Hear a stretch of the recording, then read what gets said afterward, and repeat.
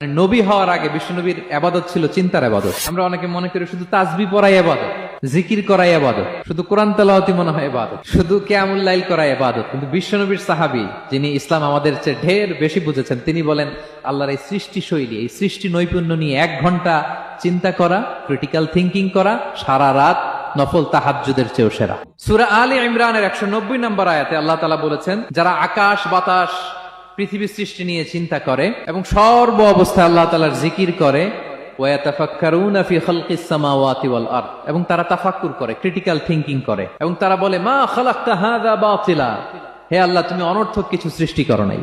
মনে রাখবেন, এই পৃথিবীতে আল্লাহ তাআলা অনর্থক কোনো কিছু সৃষ্টি করে নাই, করেছে?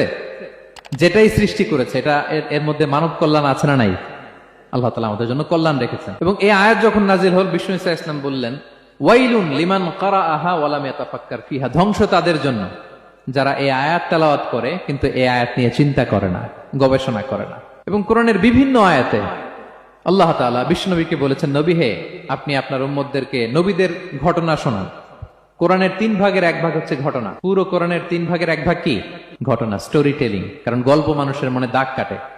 আল্লাহ তাআলা বলেছেন, ফাকুসুসিল কসাসা লাআল্লাহুম ইয়াতাফাক্কারুন, নবী হ্যাঁ আপনি তাদেরকে কিচ্ছা শোনান, ঘটনা শোনান, নবীদের কাহিনী শোনান, লাআল্লাহুম ইয়াতাফাক্কারুন, যাতে করে তারা ক্রিটিক্যাল থিঙ্কিং করে। তারা লূত আলাইহিস সালামের কওমের ঘটনা যখন শুনে যে আল্লাহ তাআলা আপসাইড ডাউন করে দিয়েছিলেন, তারা যখন কওমে আদের ঘটনা শুনে, কওমে সামুদের ঘটনা শুনে, তারা যেন চিন্তাশীল